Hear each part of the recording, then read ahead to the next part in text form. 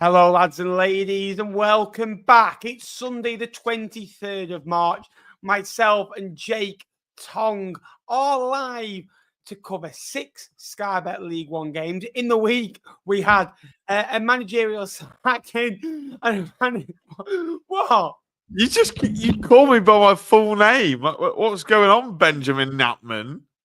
My name's Nippers. Anyway. First of all, we had Scott Lindsay return to Crawley. We had a lot going on. We're going to do a power hour tonight, so we'll depart with you at 11 o'clock tonight. Let me know if you can see and hear me already in chat. Hello, that's Steve Bracknell. All right, and that's a squat and a little. Do posh game first. No. Now, realistically, on goals, it should be first. But the biggest game was the first game in Wrexham Stockport, which we'll come to as well. Here he is. Here he is. Sorry, Ben. I've got to do it. Sorry. Yeah. Bristol Rovers in town. I don't know. He's come here for therapy, but he knows I'm just going to wind him up. Hello, Anne-Marie. I'll always remember. Hello, Scott. Hello, Dan. Hello. How are you? Hope you well. Hello, Helen. Helen's watching. Oh, hello, Helen. Okay, you're right. Wrexham are on their way. We are. Now, the international break's got to that stage. What? So, hello, Sue. Okay. Hey, Sue. The international break's got that bad, Jake. This afternoon, I always record TikTok videos. Normally try and get 7 or 8 filmed in one go. I got to 4 and I was struggling. I've uploaded 3, and obviously I've got 1 more to go out tomorrow. I did a League One football clubs as chocolate bars. That's how desperate I am for content over there as well. So that tells you everything you need to know. Although, again, 6 games in League One over recent years, we've done all right. How was your weekend, mate? How was the game? Who's giving you some sort of bet? Is Kershaw? No, I promise you. No, I've not spoken to Kershaw. Genuinely, I haven't spoken to Kershaw. Because it was the tenacious one a couple of weeks ago. Honestly, I've just been listening to Steve Bratton on a podcast. And what was it? So, we're still right. Honestly, there's no bet this time, but I've just been listening to him on the podcast. You got to do the A's, the B's, and the C's. Do you know what I mean, Nappers? What? Pete Wild, isn't it? Oh, yeah, no, I'm all right, mate. I'm good, thank you. It was a good weekend. It was well. What did I do this weekend? Oh, I had a lovely day yesterday with Mr. Flowers, who I'm sure we'll be watching sometime over the week. We went for a nice walk up to the best cathedral in the world. Had a nice coffee. Can I just say, as soon as you put that picture up, I replied to that story. Yeah, I know you did. Yeah. Also, if you remember, a long anticipated video in about a month's time or 2 months' time will be going out on the channel. Now, with this 36 membership videos, I think I'm going to aim for that to be my 50th membership video, right? As a special. It's going to be a good one. We're going to do a sightseeing of Lincoln. We are. We're going to go everywhere. That's where Jake had his first snog. That's where Jake got his first meal deal from. This is the alleyway where Jake used to go after home games to meet. By the way, I get the same stuff every game. Every time I go, that's where I work. That's where I think that's what the first step is, right? When he goes, that's where I work. And then 2 minutes later, we're back at his house. My first question was, do you drive to work? Yeah. I went, why aren't you walking? Thanks, mate. It's just easier, isn't it? What's the guy's shade is, by the way, with the donation, always here. He's Mr. Reliable. He's here more than Jake, to be fair. Thank you so much, Shane. You are widely appreciated by us all on COD Vlogs as well. Don't put that comment up. Not that one. Not that one. No, that one's fine. Oh, okay. Yeah, I know what you mean. I know what you mean. Thanks, Lou. What, Lou? Didn't they lose the playoff final, Nappers, Burton Albion? Didn't they lose a big playoff final? I don't know. I'm not here. To be out there, so yeah. They were with up. No, they weren't. No, I remember that game. Right, we start off with Wrexham 1, Stockport County 0. An absolutely massive win for Wrexham. It sends the Red Dragons back into the top 2 in Sky Bet League One. And it was a win that needed to happen realistically. And they've got it. That's all that matters. 38 games, their 22nd victory. I believe it was their 14th victory by just the odd goal as well. They love a 1-0 victory in previous weeks as well. They've only scored 52 goals, but 52 goals equates to 74 points. And that is a massive win for them. Wrexham's James McLean, who was involved within the penalty Should kick. we talk about that? Should we talk about Now, that? James McLean is a wind-up merchant, and you know he's going to get booked. A little bit of a statistic for you. Wrexham's James McLean picked up his 10th yellow card of the season yesterday. It's the second time he's got 10-plus yellow cards in back-to-back seasons. Also did it in 18-19 and 19-20 for Stoke City. Only Sam Morsey on 136 and Josh Scowen on 114 have been more time in the top 4 divisions than James McLean on 112. He's an absolute S-house, and he's one that you love if he's on your team. However, for me, the penalty kick. Wrexham had a fortunate penalty kick against Blackpool earlier in the year and had a fortunate one yesterday. For me, it is absolutely ludicrous that got given as a penalty. They had one a few moments before on Sam Smith that I actually thought was a penalty. And I don't think if that doesn't happen, I don't think Wrexham get the penalty kick. Don't get me wrong. I think Wrexham over the last few years have had decisions really bad against them. And yes, it will even itself out, etc. And I'm not going to deny that, we have come on here and said, Wrexham have been unfortunate with that decision. But for me, they are just getting the rub of the green right now, and that's what you get when you're top of the league. If Wrexham was struggling and couldn't buy a win and hadn't won for 6 or 7 games, did they get the penalty yesterday? No. Does their goal against Huddersfield stand? No. Does the penalty against Blackpool stand? No. They're just getting fortunate, and it's the luck you need when you're at the top of the table. And it's a massive win. Jay Rodriguez in his 11th game for Wrexham. Rodriguez. Rodriguez. There we are. It, mate. Come on. We're not I tell you what, yesterday, right? I was speaking to Phil and he was talking about names you couldn't pronounce. I went, well, I've got one, but I can pronounce it really well. Kalinauskas. There you are. I was like, I'm impressed with myself. I only had to learn a few Davies about 300 times. Great victory for them. Another clean sheet. 19 clean sheets for the season. That's 1 in 2. Are they on their way? Well, we both think so, don't we? Yeah. Look, you do have to give Wrexham a lot of credit because they have come into the league, and you made this point to me earlier, Nappers, without trying to ruin the video that we recorded earlier today. I think everyone sort of said Wrexham were going to find it tough in League One, but they've been able just to find a way through it absolutely fine. And you can point to the money spent, but you've got to spend it wisely. And in this moment where they're used to winning, it's so important, and they get themselves over the lines like they did away at Wycombe, like they did yesterday, in a big game because Stockport were not out of the top 2 race yesterday. If Stockport had gone to Wrexham and won, they'd put themselves right back in the race. Obviously, the issue that I have with the penalty, Ben, is the reason. I think it's Ibitore, isn't it, that gets pushed in the back, and he's got his arms up because he's appealing to the referee that James McLean has just shoved him in the back. So the ball hits his arm. Absolutely, the ball hits his arm. Yeah, we can both agree with that. But his arm's in an unnatural position, which it is, but it's because he's been pushed. And therefore... He's right next to him as well. And the linesman's given a corner, right?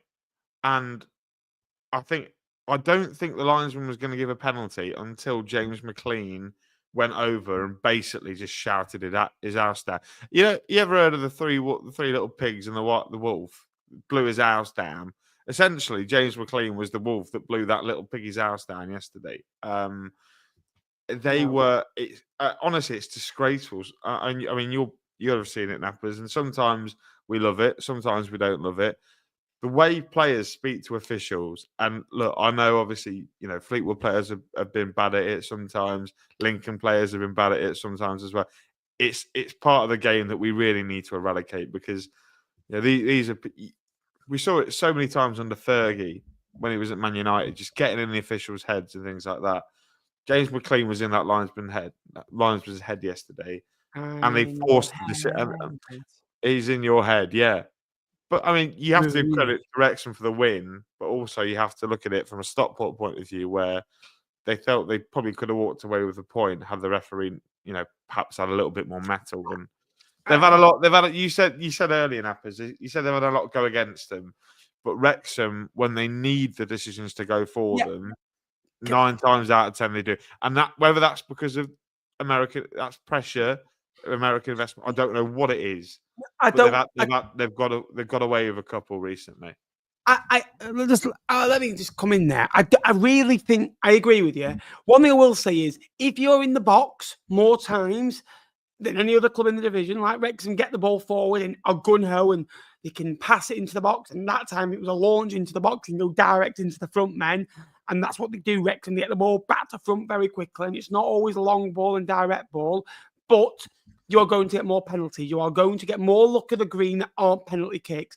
Portsmouth last year, I think they had like 11 penalties. Most of them are at home. With all them penalties, well, for me, I don't think the penalty that got given at Fratton Park, I think I'd argue at the time. Now I go back, it was probably a penalty. But when you see it first time, you think, nah. Do you know what I mean? When you're at the top of the table, you are going to get more fortunate. And Birmingham are getting top of the table. They've had 11 penalties at home this year. Birmingham City, right? They're in the box more times, massively more times than any other club in the division. You are going to get fortunate. For me, I will say this now, if that was the Edgeley Park, it's not a penalty kick. It's not a penalty kick. It really isn't. Look, Wrexham, everybody, I think there was a lot of media attention over that penalty yesterday. If that was Charlton Stockport, you wouldn't have heard anything about it. It's Wrexham. Oh, Wrexham are this, and Wrexham are all right. Reynolds is paying the ref. So come on. You get bad refereeing decisions all the time. You do. Yeah. It's happened against Wrexham. I'm not going to talk about referees because I think that I'll do it later, mate. Don't worry. Yeah, you can't talk. For me, about referees, look, when you slag them off, it's not going to change anything as well. I'm a big believer as well that, for me, one of the greatest managers of all time, Brian Clough, was always very fortunate about was very favourable on referee's side. And when the game got bad, he was blaming his players. Oh, we've just been given an award for being the best behaved team in the country, and we're going to be. For me, just be nice to referees. Obviously, it sounds so idiotic that when you're in the stands, I don't think giving them crap is going to give them any. It's not going to change anything, is it? It really isn't. It's not. You can't change. It's not a decision that I think that will change. I think will affect Stockport. But I don't. I think Stockport wouldn't have got top 2 anyway. But I don't think that. I think that could have out Wrexham. I think sometimes when things are going for you, you just get it. Portsmouth had it last year. You do. Of course you do. Late goals coming from behind. At the moment, it's a bit like Fleetwood going back. We can't buy anything at the minute because we've got no strikers. Everyone's getting injured. You can't buy a goal. And as soon as you get a goal, everything will come for you. So, look, it's a great victory for them. Let's talk about football and matters. It was a decent affair. Stockport had chances. Alafi had a really nice flick that Okonkwo saved. Okonkwo made a couple of good saves, to be fair. Sam Smith could have got one as well. It was a good game. Wrexham, again, 14 victories by the odd goal. They're effective at what they do as well. Massive win. For me, the more settled, they've got promotion winners in their team, and they know how to get out of this division. For Stockport, Brad Hills will be a loss. 2 yellow cards and getting sent off yesterday as well. And he literally said before the game, I'd like to get a promotion on my CV as well. On loan from Norwich, he's doing the development really well from League 2 last year, full season, half a season in League 1. Probably would have been more suited for a full year. Next year, maybe if Stockport go up, can stay there, but maybe a full season in League 1 next year, a top club, and then the Championship potentially with Norwich City.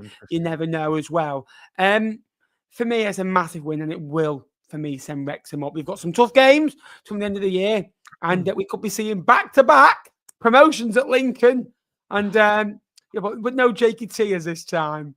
I'd love it, right? After you said at the start of the hour, they've got no top end League 1 players in the team. They've been found out. Paul Mullins scores a win and he comes to you in the stand and just does that to you after my mate Paddy did it as well. Well, mate, I'm really hoping that somehow it goes to the final day and we can just ruin their documentary. I'd find that extremely hilarious. Yesterday was a big win for them. And you say, you're talking about the football. If Stockport come away with a result, Ben, that it probably we say they probably can't get top 2, but it probably helps cement them further in the playoffs if they do get a point, because the gap then to Bolton would be 6 points, while Bolton have a game in hand. So, yeah, no, it's difficult. It is difficult, Ben.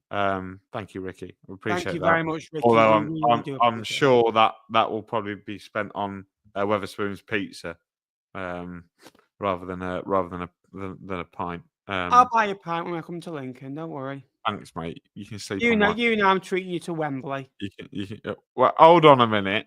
Hold on. It's all right. How many hours of work do I give you a year? Do you know what I mean? How many hours of those are good work? Hey, no comment. Yeah, they're not great. Anyway, it's a great victory for them. Superb victory as well. Next up was Peterborough 3, Charlton 0. Charlton must have been to blue water this week, losing ways. Peterborough's 3-0 win against Charlton means that there now has been a total of 116 goals across their league matches this season. They scored 56 and 60 against. Only Plymouth have seen more goals in 117. Sorry, Ben just made a comment. I had to go back at him. Anyway, so yeah, at the moment I'm sitting watching Fleetwood and Lincoln, we're seeing no goals.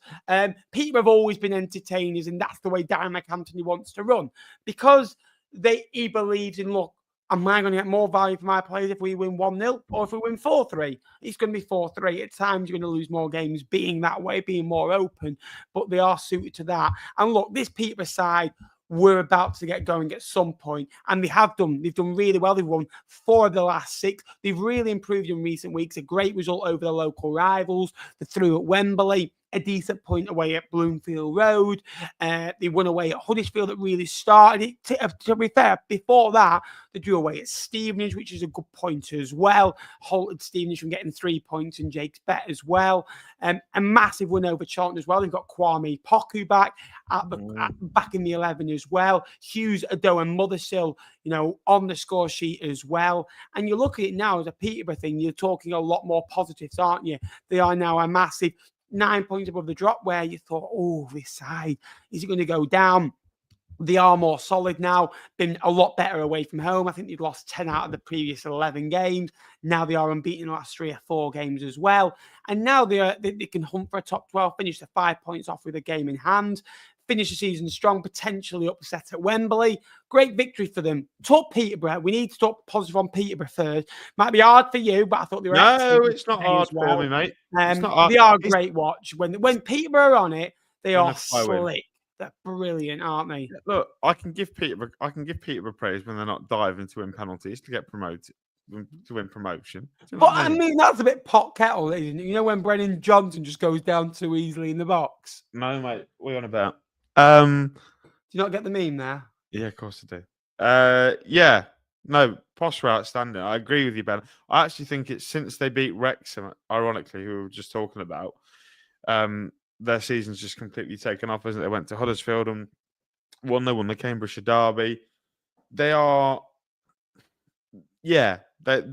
What I think what it is they've got a young group of players that they've all had to gel in together, and they're actually stepping up. And the lads, you look at the lads from the academy, Mills at left back, Donnelly at right back as well, coming through the ranks at Peterborough. Ricky J. Jones, obviously the more senior of the academy lads up front, who's played a big part. But having Kwame Poku, Ben, make no mistake about it, massively helps. Like Sue says there, probably up there with the division's best players, I would say. Thanks, Jack.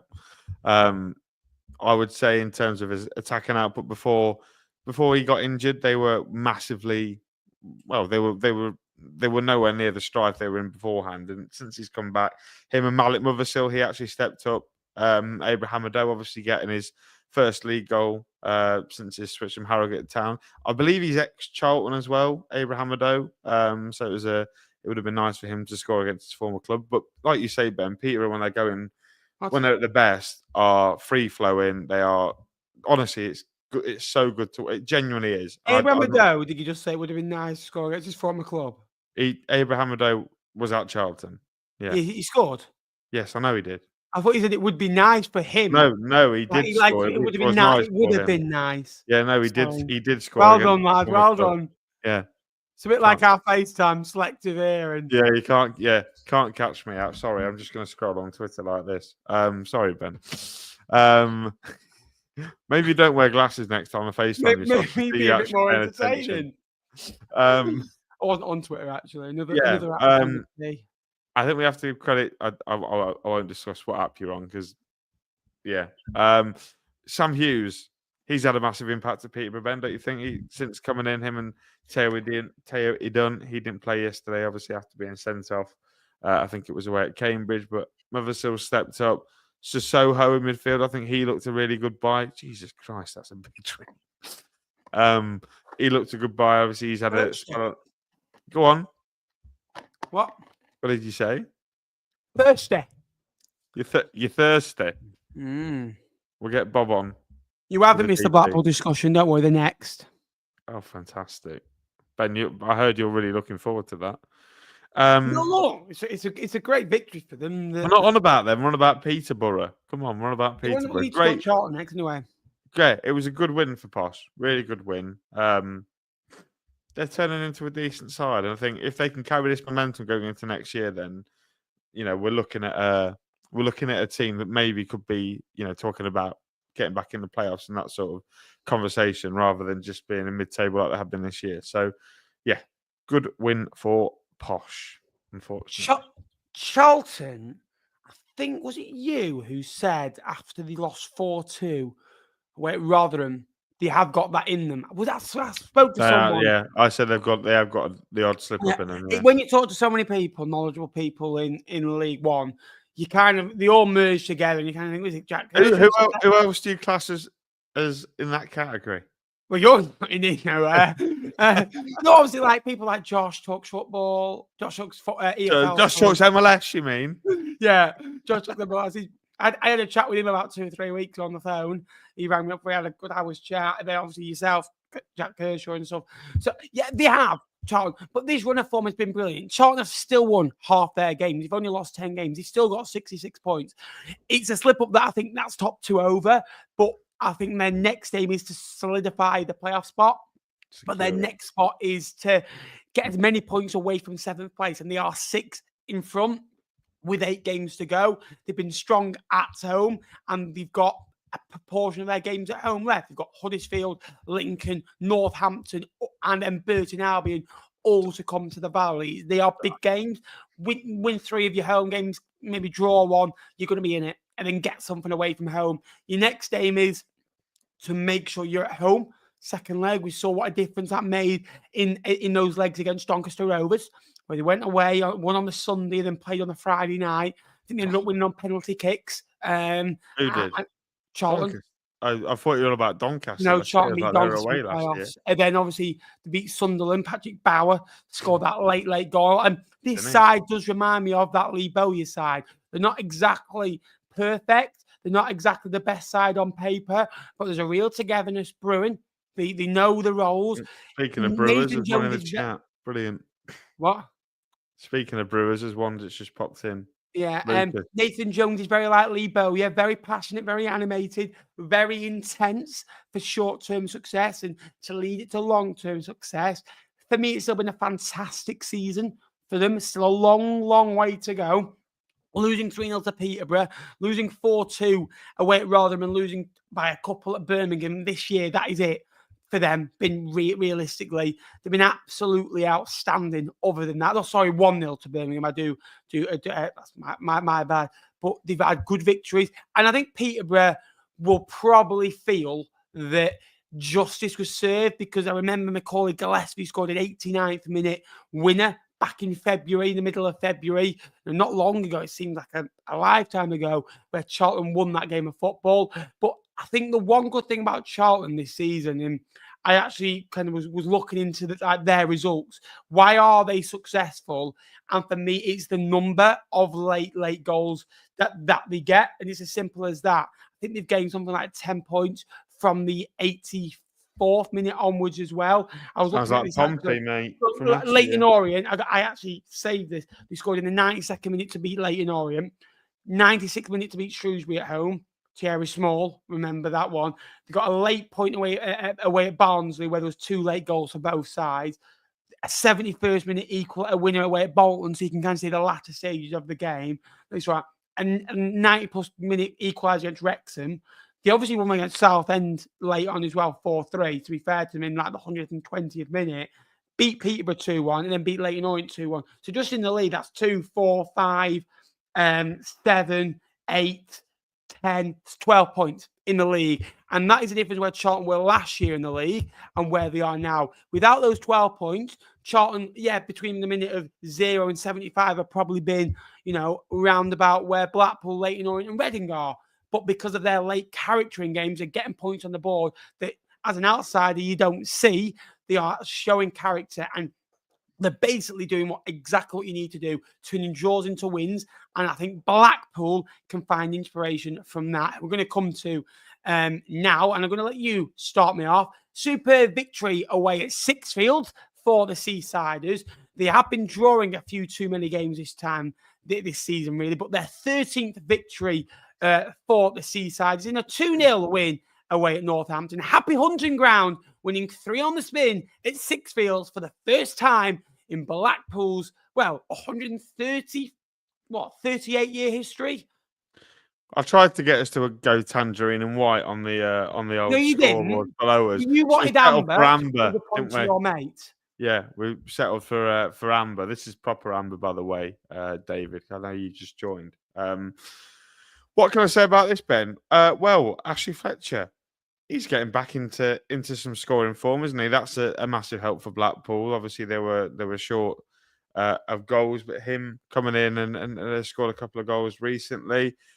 Ennis as well. He's been a particularly good signing on loan. I think it's from Blackburn, isn't it? He's proved at this level before that he can score goals. Oh, here's Heath. Nice to see you, Heath. Massively important. Rob up to having a good game by all. I know you did. That's been the highlight of my season, that. I heard you had a bit of a cuddle. Yes, I understand. I think the big thing, the big positive for Blackpool yesterday, Nappers, was getting Tom Bloxham back. Obviously, he's been out for a return last week.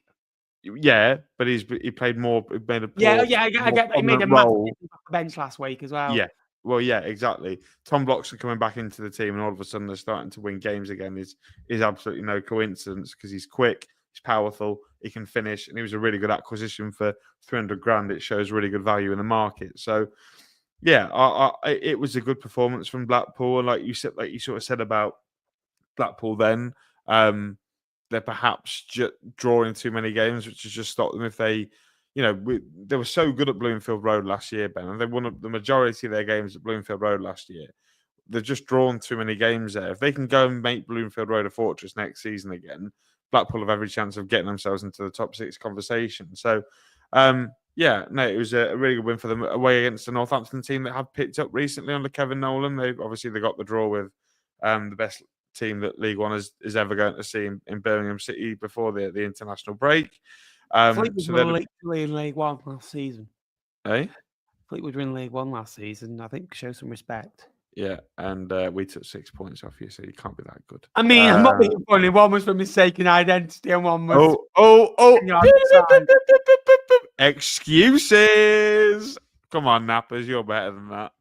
I against the Northampton team that have got a lot better in the last couple of weeks.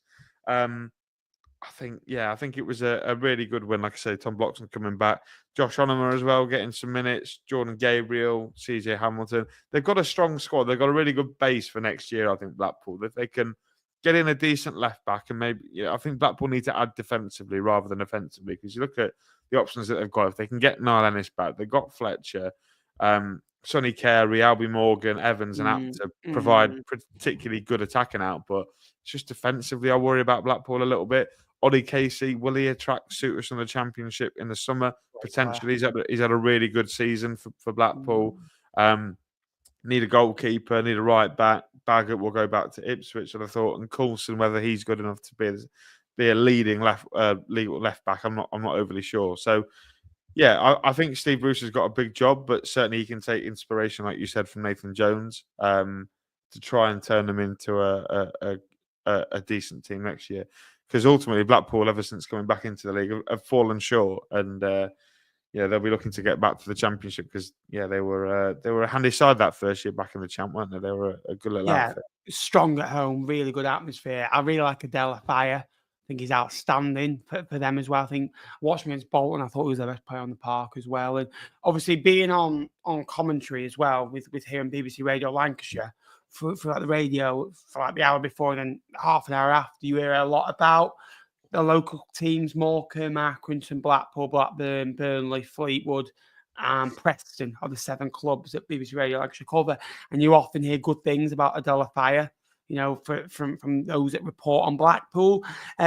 Sonny Carey's out of contract. And I think that if you said to Blackpool fans 18 months ago, Sonny Carey's out of contract, he's going to leave, bothered, he's improved massively.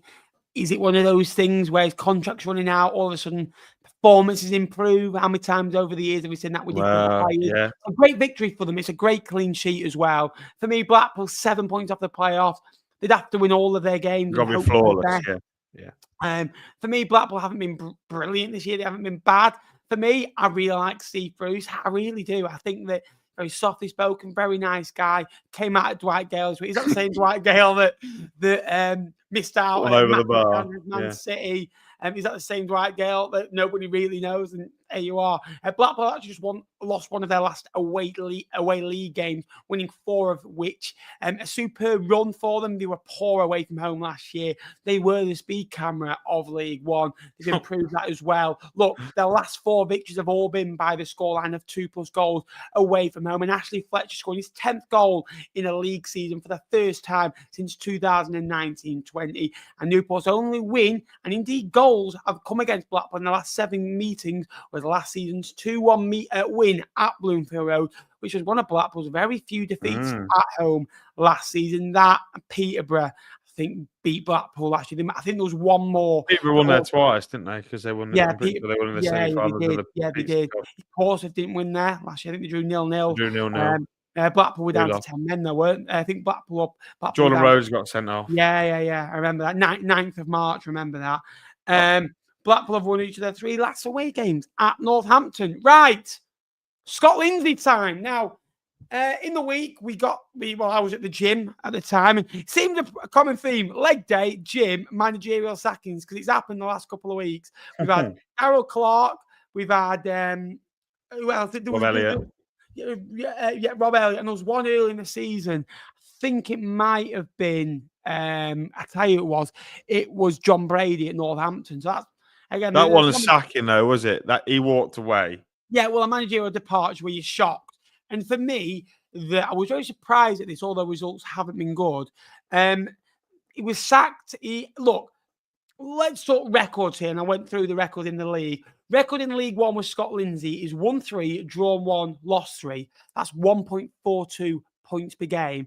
Over a full season, Jake, you're looking at that to be around about 66, 67 points, which is probably what Lincoln City are going to try and be around. If we're hopefully, that's not, you think we're going to get 16 from 8 games? Yeah, you know all about not a chance. You know all about 16 points. Oh, pot kettle black, Benjamin. 2 points a game. 2 points a game. You know all about that in good runs at this end of the season. That's what I'm on about. Yeah, we'll do it. Yeah. Record with Elliott / Gladwin: 5 wins, 8 draws, 18 defeats, 0.74 points per game. Look, they announced them at 12:10 on a Friday morning. Well, Thursday night, 10:12. Yeah, basically, it was very, very late. I woke up the next day. Was it any doubt that Scott Lindsay, he came out and said, as soon as he got offered a job, he was going to take it. He hated being at home. He put a bed together. He was bored. The missus wanted him out. It never really worked out at MK Dons. It never worked out elsewhere. But at Crawley, he just gets it. And everybody loves him there. Yeah, do you know what, Ben? Sometimes, and you say it with players all the time as well, sometimes the environment just makes them, doesn't it? Makes them and breaks them. And they could do really well in one environment. For another player, for example, that's why you have to be very careful of what you hear about when you sign a player from another club and they go, oh, he's rubbish. Well, if you go into your environment, that might be the one that he flourishes in. And Scott Lindsay, clearly the environment that he sort of thrives in is Crawley, the underdog. Yeah, look, we saw his team in the playoff final, didn't we? At Wembley last season, they were outstanding.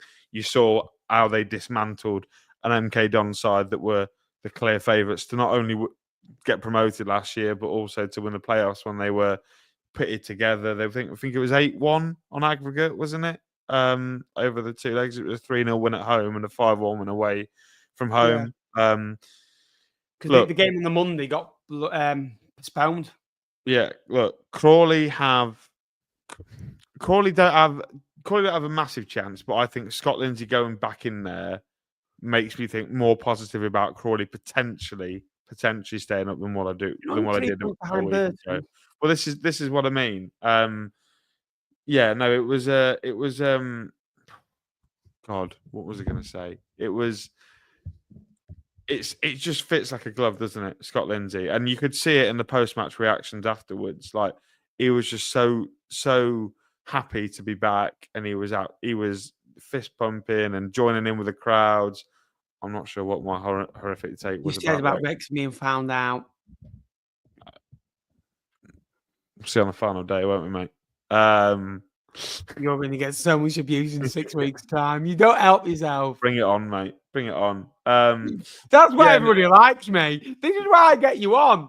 Because a controversial figure, mate. That's what I am. I say how it is. Say it how it is. Yeah, no, I think it's a good appointment. Like I say, they have more of a chance of staying up now. They've got Scott Lindsay. He knows the players.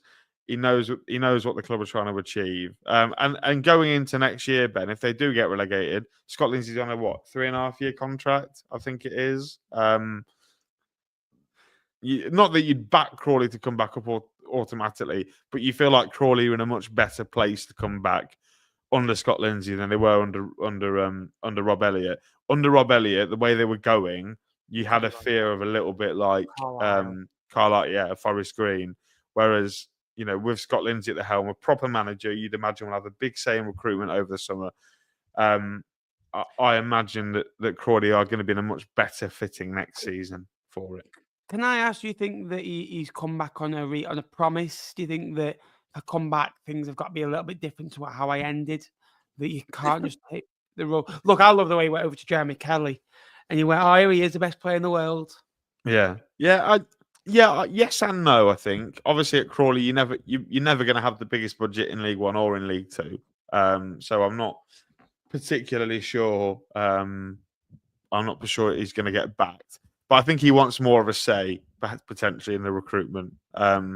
We saw when he had more of a say last season that they ended up getting themselves promoted. I don't know. I just feel like some people suit certain environments, and Scott Lindsay's certainly one that suits that. With MK Dons, look, I don't think Crawley fans can moan at him for going. I mean, I know he's stepping down a league, but he was probably doubling his wages at least, working with a squad that probably would beat. Well, actually, they probably wouldn't beat Crawley based on how they're doing in League Two, but on paper, they were a very good team. A lot of his key players that he got promoted with went to MK Dons, so I can understand why he went there. But it was just disastrous. And well, to be fair, Mike Williamson was a good manager until he went to MK Dons. Maybe it's an MK Dons thing. Maybe we just need to kick them out the EFL. Like me and Jack Goodwin were having this sort of conversation, a bit like Barnsley has started to be. And we mentioned like leagues, Bradford City. It's because MK Dons are toxic the way they play football. For me, I call it woke ball. I think it's awful the way they play football for me. Yeah. Or I don't know if it's a north or south divide. You reckon it's a southern thing where you think southern fans want more of the ball, whereas I wouldn't say we're northern, but we prefer the direct, wouldn't we? Yeah, exactly. You don't put it in the box, man. I always remember you on TV. Bring it forward, Lincoln. Get it forward, Lincoln. JP loves that. He plays bingo every week with me next to him. He says, "I'm just waiting for Jake to say, get it forward." 40 minutes until yesterday. I love a Jake bingo. Great victory for him. I like Scott Lindsay. I think he's positive. Talk about how bad. Because they've lost 15 of their 20 away matches and only 11 points. Yeah, 11 points. 11 points. Thanks, Josh Hemmings. Appreciate that. 76% of Bristol Rovers points have come at home. The Gas have lost 15 of 20 away matches this term. Only scored 11 away goals.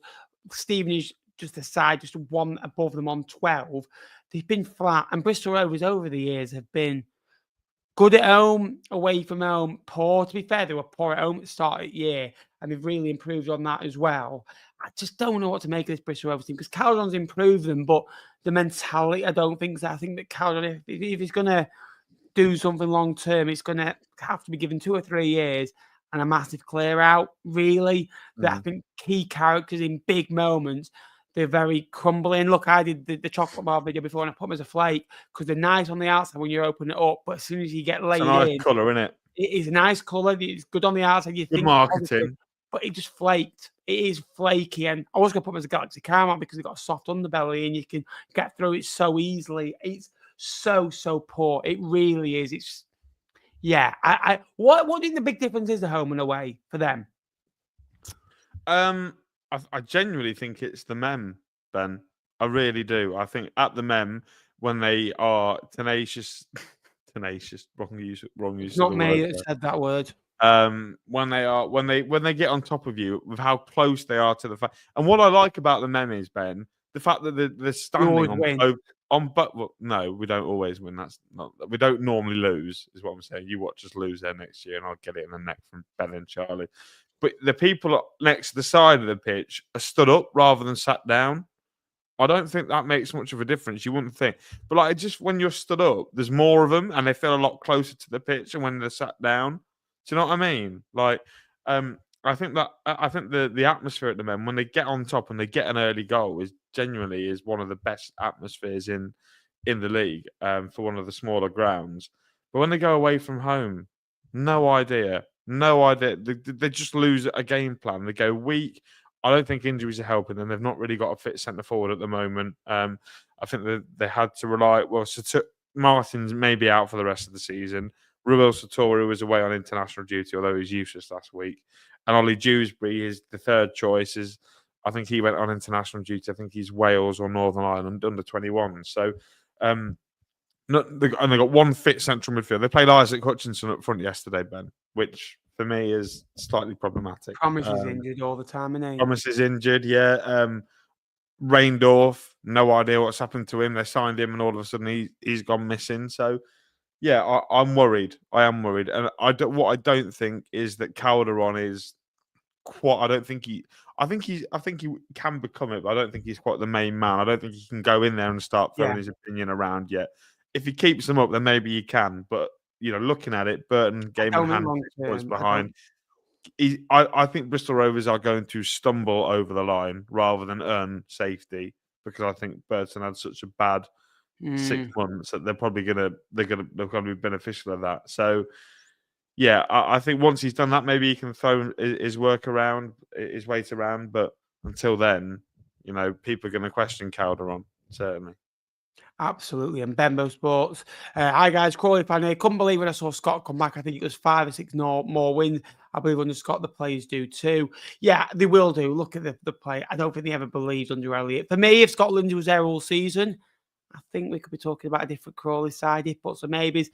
For me, I think they'll be probably 10 points better off. And that is ludicrously better off. They'll be on 43 and where Wigan, Northampton are. Really. Thank you very much, by the way, as well. We will come to this at the end of the show. Still 2 more games here on League One Live to discuss. I don't know why I went. 2 more games.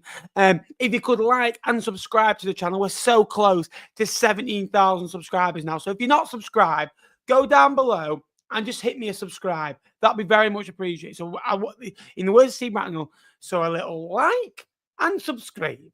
A little like and subscribe. No, I went Scottish there. So if you could like and subscribe, that'd be very much appreciated. Yeah, again, we need all the numbers are very beneficial as well. Look, it's my birthday in 2 days' time, so subscribe for that. Come on, there we are. And for my birthday, I'm not going to speak to Jake for a complete week. Get in. There we are. Next game, Barnsley 1. Cambridge 1. The late show at Oakwell that puts Barnsley 8 points off the playoffs. That is not going to happen. A Lewis late goal, but a James Brophy goal. They are like, well, what's rare, Jake? Napper's getting a pronunciation. Match on Tinder. For who, me or you? You, not me, mate. I have one today, actually. Okay, I'm not going to make a comment. James Brophy's goal against Barnsley was his first in EFL for 3 years and 157 days since netting for the U's against Ipswich Town in October He 2021 did score in the FA Cup though. in the league. I said, Yeah, I know, but I know this season he did score in it, yeah. and he's had 2 assists this year. I'm pretty sure. He has. Brophy for England adds, if you know, you know. For me, it's late goal again, and again where Cambridge have just suffered key moments. Without sounding like Stephen Presley, he used to always come out and say key moments in the game, and it is right. It's key moments that, yes, will it matter in the long form? No, they're going to go down. Let's be honest about it. Even if they would have won yesterday, they would have been still. Again, 10 points adrift, but there was going up away at Blackpool, losing the games by the odd goal since Harris came in, before Harris came back to the football club. It's just been frustrating. Cambridge have only won 2 of their last 23 away league games, losing 15 of which drawing 6, scoring just 0.75 goals per game. It is a worry there for them. For me, dead rubber, not a great outfit against outfit. Barnsley want the end of the season. Cambridge just want to reset within the division as well, not finish bottom. That's the one who want to go down with a bit of pride. Try and finish the top place of the relegation spot if they can. Make it look a little bit closer. But for me, it's been a disastrous season for Cambridge. It's been coming. It's a bit like a wobbly tooth. It's been wobbly, wobbly, wobbly. And eventually you pulled it so much, it's come out eventually. The last couple of years, they've got away with it, gone on, I think, 2 years. I think they've won 5 of the last 8. They beat Fleetwood, beat Forest Green. They won some games at home last year. They beat Barnsley and Wigan on the Friday. It was the Barnsley, I think, game. On the Monday, they beat Wigan. They've had some great victories there at the Abbey late in the season that's kept them in the division. For me, nothing's going to keep them up now. And also Barnsley, been a terrible season for them, but exactly what's expected. When you don't sign a striker, you don't bring enough quality into the football club. As a name, Barnsley Football Club, they're underachieving. As a team, I'd go as far to say I think they're overachieving. Crikey, you're closer to Gab 17th than you were in putting Barnsley in the playoffs then, by the sounds of it. But yeah, yesterday I thought they were lackluster. I thought Cambridge actually maybe could have won the game a little bit more, maybe could have won the game convincingly. They had a number of chances, specifically in that first half. They were certainly on top when James Brophy tapped in the first goal of the game. Don Ballard getting an assist as well. He's been productive over the last couple of weeks. Yeah, I think if this was October, November, this is a great point for Cambridge. But now they need wins. They don't need to faff about by drawing games. And yeah, like I said, 5 months ago, it would have been a good point. But now they need to win. If they're going to have any chance of recuperating that gap to Bristol Rovers and Northampton, they need to start winning. And it's looking like less likely now, isn't it? The fact that they've only got 8 games left and they're 12 points behind. I think what Cambridge need to do is just plan for next season. They need to look at teams. Yeah, I think they've obviously brought in Mark Bonner back as a director of football. Neil Harris will have been made certain promises in terms of the recruitment for next season. So I think they need to focus on who they want to keep around and play them in the next couple of games. It's harsh on someone like a Josh Stokes, who's done particularly well for them, but I'd maybe sacrifice him for the next 8 games and go, do you know what? You're not going to be here next year. We need to play our own lads that are. Yeah, it was a good performance from them, and they should have won the game. For Barnsley, like you say, Ben, end of the season needs to come now. There's 4 games without a win. Obviously, they lost away at Mansfield last week. Something about Oakwell, isn't there? There genuinely is, and I think yesterday's game just showcased why Darryl Clark was sort of pretty much, he was undersold, wasn't he? He was pretty much just pushed to the curb, and you could particularly see why perhaps he's not disappointed that he left. And Conor Hourihane takes over a team, like you say, that they've got some decent parts to the team, I think. It's a good point, Dan. Good point, well made. Phillips, Connell, Keeler Dunn, Pines, Tejavinier, decent League One players, but unfortunately, I just don't, like you say, they just didn't back them enough in the summer, and ultimately they're paying for the price of that now. End of the season soon come for Barnsley. Absolutely. We've wrapped it up nearly in 50 minutes, but we've got one last game to go. Lincoln 0, Exeter 0, another point, another game closer, another clean sheet. 50 points again, ole, ole. Guess what? 50 points again, ole, ole. You didn't get 50 points last year. You can't sing it. Well, we normally get 50 points. Hold on. Didn't you stay up on 40? 40 is the new 50. You always say that. Hey, Mum? Go on, what are you going to say about our game? I'm intrigued.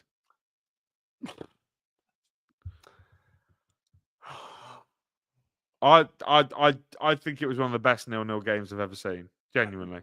To be fair, my 0-0 game, wow, horrific. No, look, you had a manager sent off, you had a disallowed goal, you had chances at both ends. Lincoln dominated the game of football, and you know, 18 shots to 3. Exeter didn't have a shot on target, came for a point and got it. For me, Exeter are a weird side that they start seasons well under Caldwell. The first 10 games were unbelievable. And then for 20 games, they were terrible. And then for the last 7 or 8 games, they've been good. They're either a 9 or a 3. And I'm not talking about Jake's girls that he chooses to speak to. They are... that's good, that. Come on. 1-0. Yeah. No. Based off last season, Ben, that's 1-2, 1, 3-1. That's 3-2 still. To me. No, to me, mate. You got 3 points. No. Alex Mitchell, Ben House, and Teddy Bishop, and then obviously I'm a cherry, and then you. So we're still 3-2 up. I don't know what you mean, but anyway, except for 20 games were poor and disastrous, really. And then it seems like either Caldwell's a hero, or then he's like, oh, he did a loss yesterday. All of a sudden, it's Caldwell out. What a disgraceful performance. It's awful football. Did they nick that 1-0? Oh, great performance, lads. Nitty gritty. They have gone back to what they were at the start of the year. Very hard to beat. Nothing really in attacking sense, but decent in a defensive mark. And even, to be fair, they conceded a lot of chances. It's a great clean sheet for Joe Whitworth, turns McDonald Hartridge at the back as well. For Lincoln, chances created, positive steps, 50 points again, another positive season. I said that Lincoln fans need a bit of a perspective, no disrespect to them, because I like Lincoln supporters, like them as a football. I just think that calm down your Lincoln City, look where you are, enjoy this period. Like, you're not worrying over your shoulder. Yes, you've got nothing to play for, it's a bit boring. I'm there with you. I understand it's not nice. You want excitement in football. That's what you go to games for. You know, you don't want the last 15 games of your season to keep petering out like it has done for a couple of years at Lincoln, unlike last year, really. So it's a good season overall. Think where they were 3 seasons ago, where they nearly went down. They're a miles better side than that. Miles better ran from management staff. Good point. Again, 50 points like the Fleet. How many clean sheets have we got now, Lincoln? No idea. Not many. I wouldn't have thought. We've got a few. We've got 14 here. I reckon Lincoln about 10. On yesterday, I will give Exeter credit in the fact that I think winning 5-0 last week was maybe one of the worst things that could happen to us. Because when you win 5-0 and a player scores a hat-trick, all of a sudden the next team that comes to the game just completely tries to man-mark him out of the game, and they did that with Jovan yesterday. I thought they were good defensively out of possession. I thought Exeter were brilliant. They had a game plan, stop us from creating chances, which they didn't, in fairness. We maybe should have scored a couple. And then they tried to press on late in the game. Obviously, they had the goal disallowed, which I think Kevin Nicholson, their assistant manager, came out and said we've had a perfectly good goal disallowed. I think Angus MacDonald admitted to him hitting him in the hand.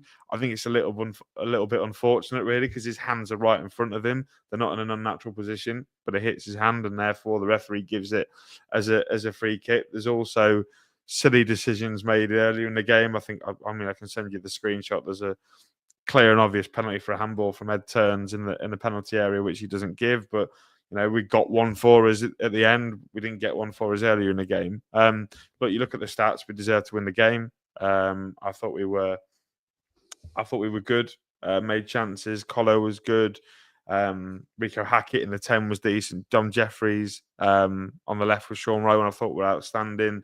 Pordy O'Connor, I'm going to say it now, Ben, his bite is definitely I think he starts for every League One. I genuinely think he starts for every other League One club. He is. Bar Birmingham. Eh? Bar Birmingham. I think he's good. I think he's outstanding. Bielik and Ben Davis. He don't get in over them, but I agree. Every other club, yes. Bar I Birmingham. think he gets. I think every club but Birmingham. He's not better than Bielik or Ben Davis. Not a chance. He's not better than Bielik or Ben Davis. He's had a better season than Bielik and Ben Davis without an absolute. In what metric? If you're going to say to me he's had more every metric. You know why though? Because you have to block the ball. He does it more. Yeah, of course he does. Yeah, because you have to. Paulie O'Connor, nothing. He's one of the best centre backs in the league. I agree with you. I think they get it. But Bar Birmingham, that's the only metric. I think he could get a game for Blues. Would do, yeah, for the Resis. Yeah, yeah. Look, I think it's we should have won the game yesterday. I think we should have won the game yesterday. We didn't. We missed that bit of creativity. We missed the Jack Mullen off the bench. We missed Joe Gardner, who's away on international duty. So yeah, no. What's he now? Eh? Nothing.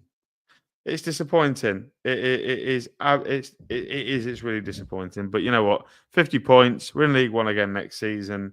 I wish. It's not the end of the world, is it? There are some people that are on 50 points in League Two, so it could be in a lot of a worse place.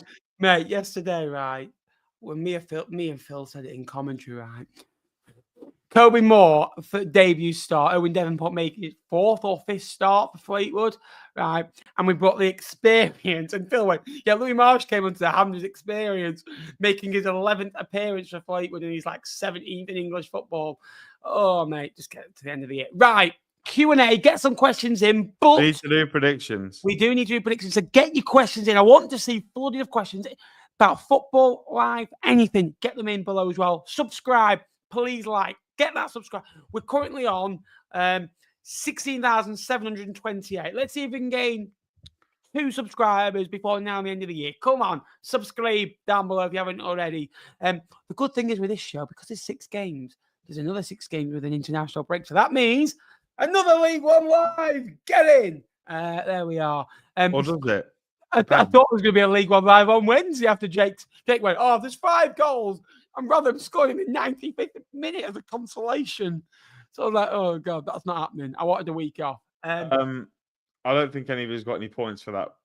Actually, no. I think we both went for a Wycombe win, didn't we? So we both got an extra point. So that would, and I think on the weekend I got 4 and you got 2, which means that you, Ben, are on 296, and I am on 30. What am I on? 4 from the weekend, 3025, 303. So 7 in front now. Myself, which I'm keen. Should we do the weekend's fixtures, because we've got a full thing. You can go first for your. You can go for the first 6. So let me get. No, do ABBA. Oh, do ABBA. Knowing me, knowing you, Ben. Knowing me, knowing you. ABBA. Sorry, AB. AB. Right, Ben, you can go first then. Thursday night football returns to League One this week with we can't comment. Leyton Orient versus Stevenage. Leyton Orient 2, Stevenage 1. I'm going to go 2-0 to the O's. Charlton versus Huddersfield. I'm going to go Charlton Athletic 2, Huddersfield Town 1. Charlton Athletic 1, Huddersfield Town 0. Ben, Stockport versus Burton Albion. Stockport County 2, Burton Albion 0. I'm going to go Stockport 3, Burton Albion 0. Do you want 2? Eh? Did you want 2 now? No. Did you not? No. I think Stockport are going to batter them, mate. Jack Diamond, hat-trick. Right.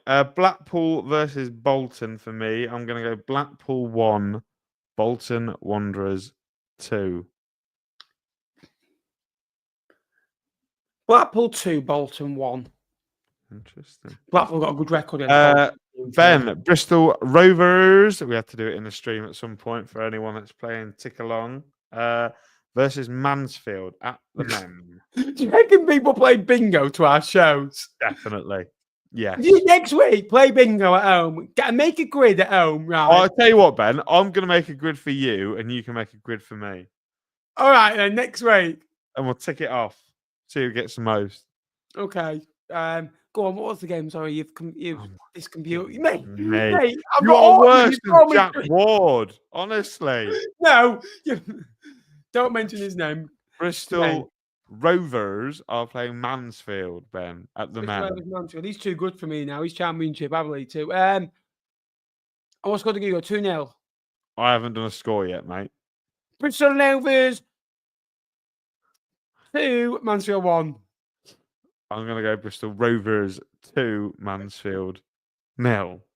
No speed camera. No speed camera this weekend. Maybe there is, but later on because Wycombe are at home, so they're a little bit later on down the pecking order. So,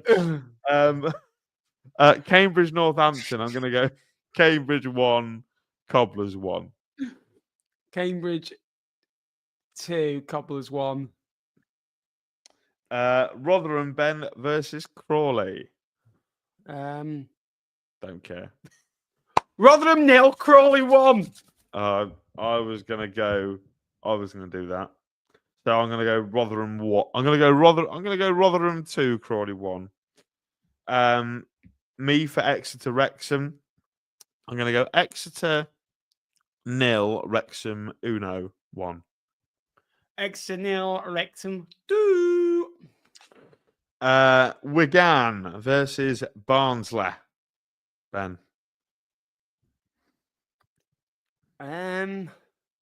Wigan 1, Barnsley 1. I'm gonna go Ticks 2, Barnsley 1. Right, here come the speed camera. Wycombe versus Lincoln City. Oh God, I'm going Wycombe 2, Lincoln 0. Wycombe. That's where your run started. Probably. We get results at Wycombe. Genuinely, we won there 2-0 when Wycombe we had 2, Lincoln 1. We had. Do you remember last Sorensen? 98th minute winner. Do you remember last Sorensen scored from the halfway line? Oh 2 yeah, years ago. Do you remember that? I remember that. You must be doing well for you now. Yeah, we did actually. We sold him for £500,000. So right before I weren't finished. All right. Your favourite team was still to come here, Ben. Reading versus Peterborough, Ben. That's not your favourite team. I do want to talk about Reading in a minute as well. Yes, we need to. Reading. Power hour my arse, by the way. Power hour my arse. I'm only going. That is like right.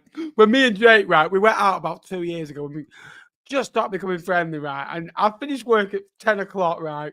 We're looking forward. I went. I'm up. We had a couple of cocktails and spoons, a few Jaegers, and we got out about 12 o'clock into the club. I went, I'm only staying out for an hour, right. I got home, and then all of a sudden, Dance With Me came on.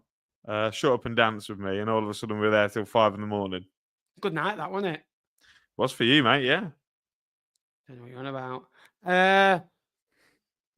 4:45 a.m. I got home that night, and I was in the Reading. Peterborough. Reading 2, Peterborough 1.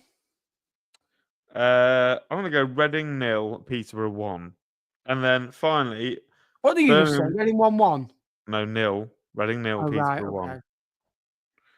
I'm gonna go Birmingham Shrewsbury. Ooh. Shrewsbury to do the double over Blues? Could they? No. Birmingham 3, Shrewsbury 0. If you could pick a team to do the double over, who would you want to do the double over in this league? Oh, already done it over, mate. Mansfield. Is that your favourite to have a double over local rivals? Points. Yeah, Grimsby. I would say the Grimsby next your year, favourite but was cheeseburger.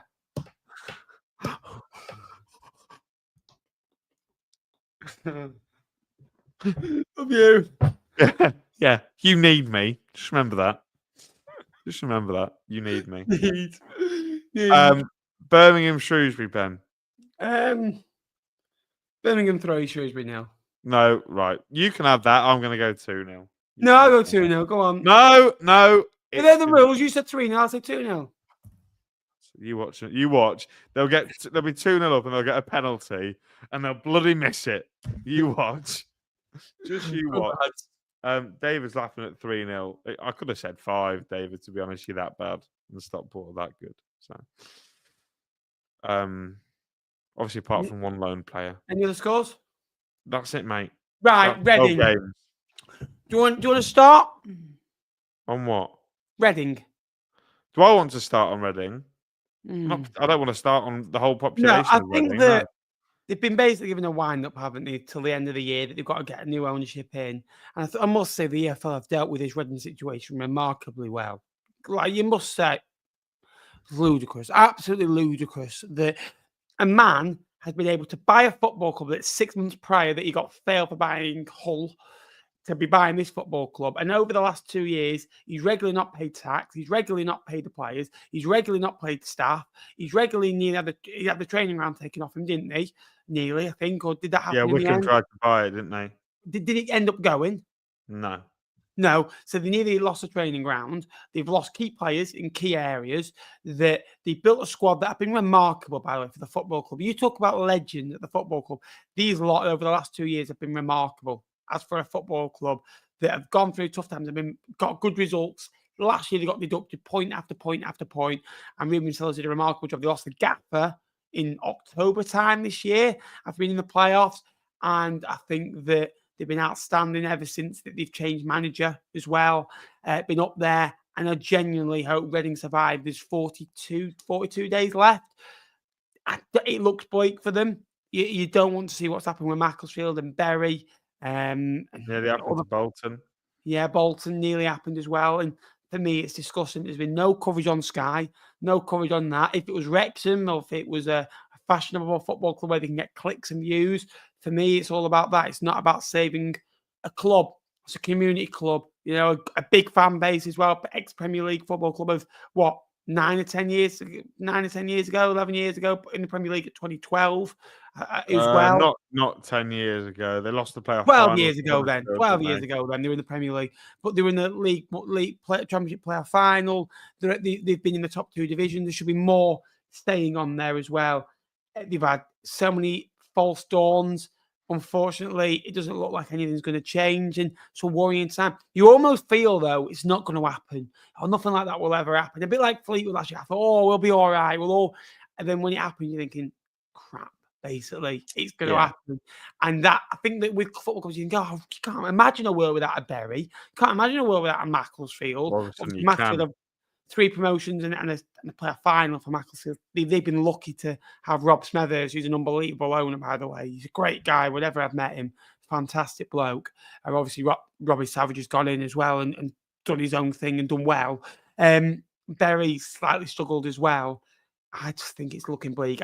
Our thoughts at League One Live at Cod Vlogs is with Reading and the supporters.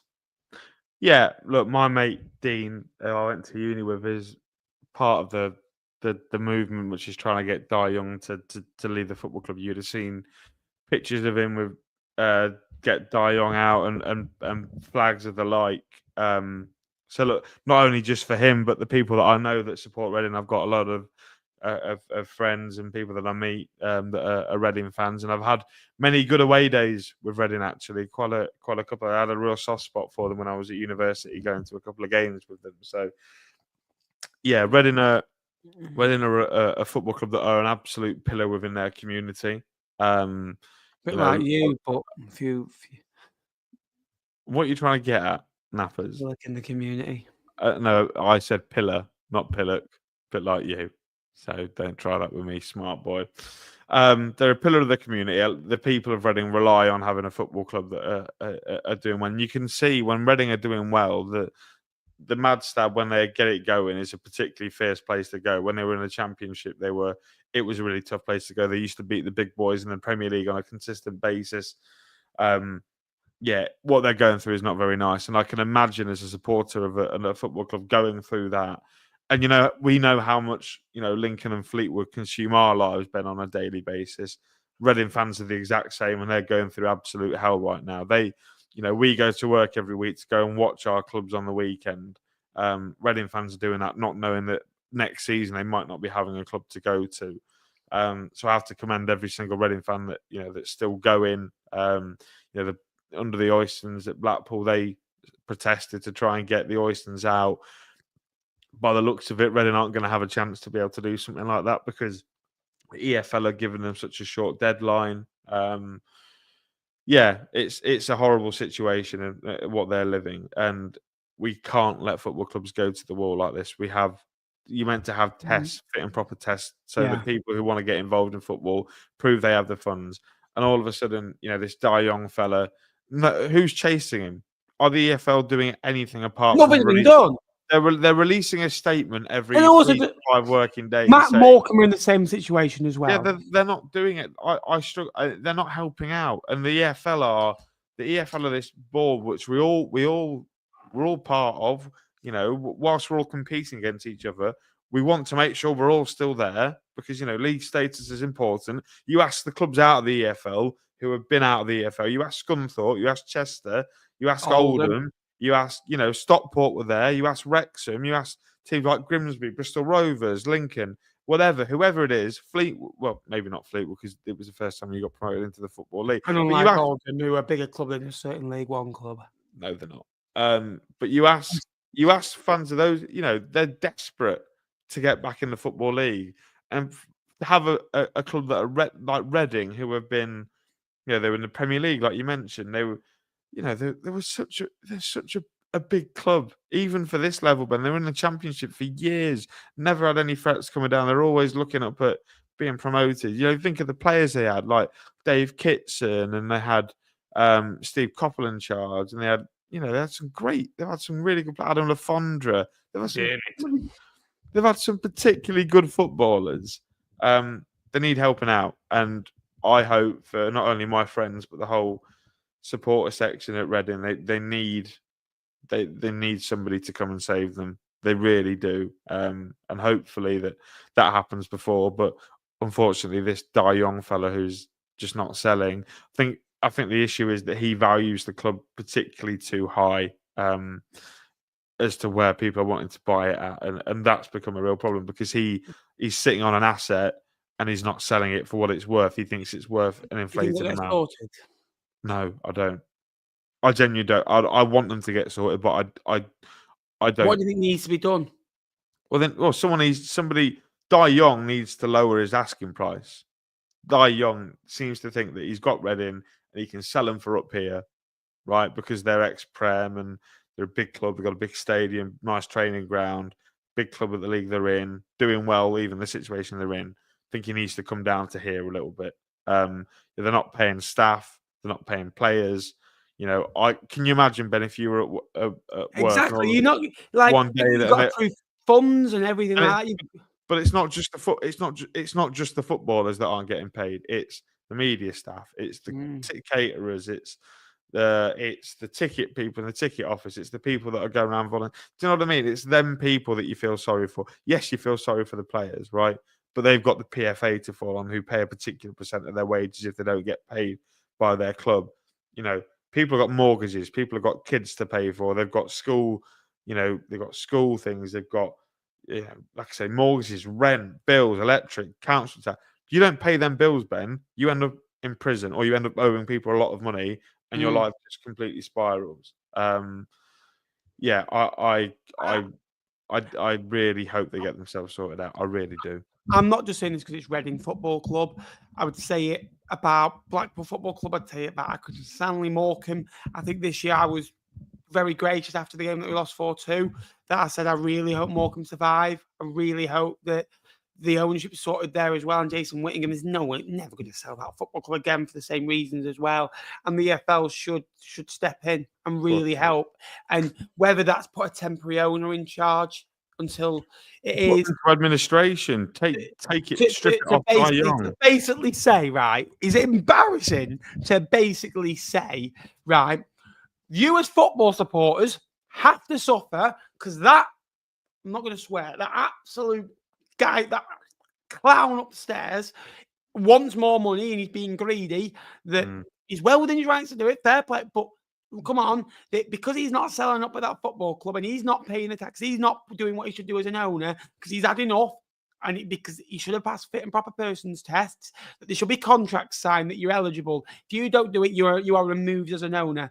that you lose all your assets. Then all of a sudden, then you're thinking, crap, I've got to do this. I've got to do this because otherwise I'm going to lose the core of my business. I'm going to lose this £10 million. I don't know what he values Reading at. An asset. It's an asset. They don't want to. They don't want to. But it should be a contract where a legal occupation that you've got to put. You've got to do the. You've got to pay. You've got to pay. I'm sorry to say this word right now because it's a serious matter. The non-negotiables of paying players, paying staff, paying tax, submitting everything. Them. I'm not bothered about putting a luxury budget together. That for me is the last thing that you need to focus on. But do all that so you have a football club. Why should, I don't know, Craig, who goes and watches his local football club, that his mental health matters? The EFL are always about mental health campaigns. Every, her game too. All these campaigns that they run, well, all these people and all these campaigns are going to suffer and lose their local football team. For me, I don't know where I would be mentally, physically without Fleetwood Town Football Club. I can't see a world without it. You'll be the same with Lincoln. Ben will be the same without Bristol Rovers.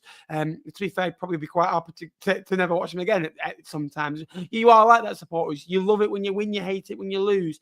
It's that emotion. The fans are the ones suffering over somebody upstairs not doing what they should be doing. It's embarrassing. It's absolutely, and because he wants more money, the EFL should be stepping in and going, no, this is what you have to sell for. Otherwise, we're going to strip it off him. Yeah, exactly. You haven't got the power to do that. Well, you need to enforce these regulation officers. Well, they can do because the Premier League did it with Abramovich at Chelsea. Exactly. So why can't they do it? Exactly. He's a joke. For me, I'm very fortunate to have an owner at Fleetwood that is unbelievable, by the way. And even last year, obviously Jamie stepped in for Andy. I'm not going to talk about Andy thingies because what he's done for my football career is remarkable. I'm not here to discuss that, but we're very lucky to have people who care about the football club. Blackpool suffered. So many clubs suffer. I think that local football clubs around here now have decent ownership. Barnsley, and it's so good to see when you do see a good owner as well. And maybe at times, if your club aren't successful, haven't had the greatest of seasons, look at Lingham. Are your bills paid? Yeah. Have you won games of football this year? Yeah. Have you been a decent team to watch at time this year? Yeah. Have you got better as a club over the last 12 months? Yeah. Can you see a long-term vision at your club? Think of these small questions. If you're not winning games of football and you're having a poor season, just think, you've got a club to support. Reading might not have that in 6 weeks' time. I genuinely wish them all the best. I really do. That for me, it looked like it was getting better. And his dream wants that things can only get better. And our thoughts here are genuinely with Reading for 6 weeks to go. I genuinely hope they get sorted. Let's hope Sky Sports don't have a countdown this time like they did with Bury and Bolton. We'll come to your questions now. If you could get them in down below, we'll answer some. Hour. Yeah, they had a current. Yeah, exactly. There we are. Was a few up there. Reading should be dot points for the state of the pitch. So, I mean, again, that's not down to them. That's because of lack of funding. The ground staff will get criticised for that. There's been worse pitches in League Two than I've seen on that pitch at Reading, to be fair. And I get that you English players, but for me, again, Reading are underfunded. They're not. Where can they get the money from? Why should the supporters? If I was Reading, I'd prioritise paying my staff over them paying for the pitch to be looked after. A pitch, a brand new pitch every year will cost about £1 million. If Birmingham are that good, they can win on whatever pitch to play on. Don't matter. You know what I mean? Yeah. Exactly. We won't have anyone to beat 3. And imagine if they do go down, we were having this discussion before, it automatically changes the relegation battle as well. That, for me, Burton Albion fans won't care how they stay up, but you'd want to stay up and finishing outside the bottom thingy, wouldn't you? You really don't want to do it on a technicality. You don't want to be like Stevenage. You've got proof of funds to do. You've got a lot. You've got probably 2 weeks of unnecessary crap. So it's now or never, really. That then all of a sudden it might break through. You need to, again. We were having this chat earlier, weren't we, about permutations, about what would actually happen in terms of if can't imagine a world without Reading. Well, if Reading was to get expelled from the Football League, right, we don't know what would happen, whether they would dock relegation from this league to 3, whether they do it, whether they work it out to League 2 to 1. Do not I depend. think what would probably happen is one club would get relegated from League Two. So Burton will probably end up going down anyway. So Yeah. I wouldn't So worry it'd about probably it. be Morecambe or Carlisle that went. Yeah. And look, I genuinely hope Morecambe survive. I'm a Fleetwood That fan. that would depend on the National League taking them in, wouldn't it? Yeah, they let Morecambe anyone are in? awful. Yeah, obviously Amarillo know a lot about that. Obviously, I'm local to the area, so I understand Morecambe's ownership issues a lot there. But Jason Whittingham isn't. Yeah, he's not. He's a nasty piece of work. You know, I think that the underfunded and he's going on posting his runs on Strava, having a lot of supporters. They are next season, not a penny more. You'll see lower gates at Morecambe. I think a few years ago they had 964 home supporters in a game against Crewe, and they've just recently got to 4.5 healthy crowds. You won't be seeing that as well. Apparently, has he walked away? I've not read anything more about him, but I know they were in a period of exclusivity. Thanks, Sue. Thanks, Sue. She just Exactly. completely ignored my speech about Reading, but yeah, sure. Ben, Yeah. Oh, Ben's again. come on, mate. Be fair. I hope you're thank you very much, Adam. I appreciate that, mate. I do not want to say it like this, absolutely. Where do you see yourself in 5 years' time? That's what Sue asked before, by the way. Where do I see myself in 5 years' time? 3, won't you? Jesus. No, 32. I'll be 32. I'll be 31. You cheeky git. I thought you were 27. I'm 26. 27 this year. Yeah, so I'll be 32. Exactly. That's what I'm saying. You'll be 32 in 5 years' time. No, I'll be 30. I'll be 31 going on 32. Exactly. Well, there you are. Then it doesn't really matter. It does matter, Ben. 32. Like me saying you'll be 13. Ben, you'll be 30. Ben, when you get to 30, you're all right. When you get to 32, Ben, you'll be 30 in 5 years' time. Then how about that? How do you like it back? No, I won't. How old will we be? 28. Yeah, 30. 28. It's a lot closer to 30, that. But 32. Oh, like I don't know I'm where just I'll be. saying. Just saying, you're closer to 50 than me and Morton. Thanks, mate. Where will I be in 5 years? I don't know. Still probably doing League One live with Nappers. And we're going to be still doing this, aren't we? We're going to be 85. We're in the National League and Lincoln are in League Two. Brilliant. Well, I'd like to think Nappers that we're both in 5 years. We'll both have partners. We'll have houses, and we'll certainly for me because I'll be in my 30s. So I think I've got my stuff sorted together. I'd like to be, just doing something that makes me happy. Do you know what I mean? Think for me, hopefully in a better job that I love something in sport. Something that I actually like as well. You're going to be the main commentator for BBC Radio Lancs, I've heard. No, that's Phil, mate. That's Phil. To replace Phil is very hard, mate. Genuinely. He's a good man, Phil. We like Phil. He likes you, mate. Always likes you. Good. Should give him my glasses, really. But no, hopefully something towards football or commentating or broadcasting, something like that as well. There's a theory there. Look, in the right place, to be fair. You're learning off good people. Dan at Radio Lancs has given me advice. Phil's been brilliant. Andy as well. So again, you take advice of everyone. Different nuggets. Apparently, we're going to be flatmates in 5 years' time. Who says that? David. I'd have that, mate. I'll have that. Well, I've told you, mate. The spare room's free if you want to come and live it. If you want to move. Well, I'm coming to Lincoln for a long period of time, aren't I? So yeah, if soon in the next few months. So that's David. That's still if I'm in Lincoln. Yeah. Do you dunk your head at 5:48 in the random bloke? No, I look at my phone, and if it says 5:49, I know I've nearly got 2 hours of bed. No, that's great, that isn't it? When you wake up thinking, "Oh crap!" Tell you what I did the other day, right? Genuinely, right? Listen to this, right? It's not funny, but probably just before Christmas. No, probably just after Christmas, right? Yeah, first week in January it was, right? I got up and I thought, crap. So I saw at 8 o'clock. You have told me this, yeah. So I tell people on the stream, right? So I live about 5 minutes away from work, so I can get away with leaving about 7:45. I thought, crap. I see the time, right? I've got my glasses on. I'm like, 8:02. Crap. So I messaged the manager that I'm on with. Oh, I'm really sorry. I'm gonna be like, get into my wardrobe. Literally, deodorant, brush my teeth, scrub my teeth, toilet, run back. And did it in the space of 2 minutes. Literally put my t-shirt on, put my jumper on for work, trousers, shoes, coat, run out, get my bits and bags in my bag, run out of work. And I thought, it's dark, very dark. I'm like, I know it's January, but no. Anyway, I run to work right at this point. Don't even look at the time. I get to work and thinking, knock, nobody's here. I thought, right, phone pocket. 4:10 in the morning. Obviously, I got there within 8 minutes, thinking, well, I was 4 hours early for work, so I had to walk home and go back to sleep. That was a stressful period. So, yeah, normally I'm sleeping till about 7 o'clock and then get up, get sorted for work. And then, yeah, I've been getting up a lot early for runs recently, but I've started to set that off and go a bit late in the morning, really.